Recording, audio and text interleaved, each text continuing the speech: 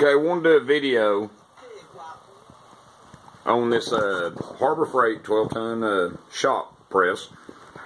I commented on one here a couple of weeks back, and I've seen a few other ones. I want to make sure I get the right one, but yeah, they were saying they was told that this was the one they had was the newer version. It is not. This is the newer version, and one reason too was the jack.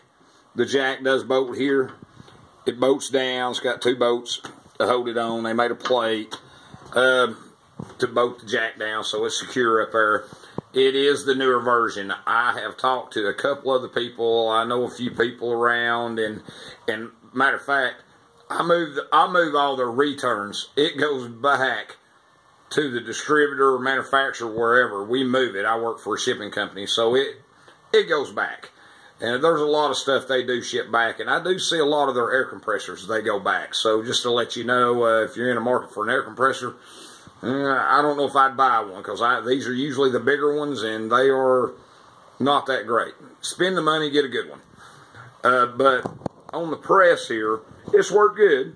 You know, the main key, the key element is the jack. Goes bad, throw it out, get you a good one, put back in it. Other than that, there is imperfections like the other ones I've seen. You know, there is weld splatter in the corners there. And I noticed it around some of it. And this is a solid I-beam up here, where the older ones have the split I-beam. And two, the one they had on display in some of the older ones, the rods that hold the plate here go through the I-beam. I like this much better. It makes it easier to move it up and down, adjust it wherever you need it. They did do extra support here for the legs. That's just for stability. It's not nothing to help square it, I can tell you that. It is more for stability. And I did bolt mine to the floor. And just to make sure, that way it is more stable. I noticed that at first I didn't. I was like, no, we need to bolt it to the floor. Makes it a little more stabler when you're pressing the bearings. It works good. But it is squared up real good. And just to show you some more imperfections, you can see here from the jack press bar, the difference, that gap there to this gap. But other than that, I got it all level. It's all good and level. Works good. And it is, like I said, it is square. But not a problem. I, pressed out a good bit of bearings and everything, and I'm gonna do a couple more modifications to it, to make it where I need it. I did do this. I welded a couple little tabs for the jack handle. Some place to put the jack handle instead of it just hanging up there or sitting somewhere. Did that.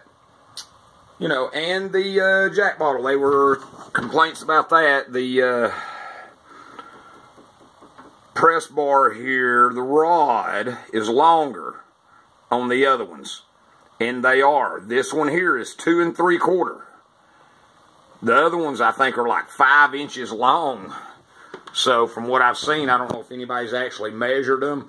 They're either 5 or 6 inches long. That one's only 2 3/4, which makes for a stronger press without worrying about the bar bending and when you're pressing something in or out. But it has worked good. Like I said, if the bottle jack goes bad, I'll throw it out and get me a Craftsman. Warranted for life. Other than that, for what I need it for, I do a lot of work on ATVs at times, and it works good for me. So, and some people, like I say, instead of mounting them to the floor, I've seen them, they put casters or put them on some kind of a dolly to roll them around to use them or whatnot, which that's fine too, I guess. To me, it just worked real good, mount it to the floor. I do have a wood floor. It's good and solid, but to me, I don't have no need to move it around. Right here, it's out of the way and a perfect place for it. But yes, it was worth the money. $106, I think. I was lucky that weekend. They had a 4-day sale when I bought it just a few weeks ago, a couple of weeks back, and I got it for $106 out the door. So I can't complain. So just want to make a video to follow up on one I commented on, and I've seen other ones. Just want to do my little review of it, and I've not had no problems with it. I've done about 4 bearings, 4 or 5 bearings, and some ball joints. pressed them in out, not a problem. You know, so like I say, it works for me, just what I need it for. You know, not much of a use all the time. You know, but it works really good. So the money's there. But just want to do this review on it, to follow back up on one I commented on, and thanks for looking.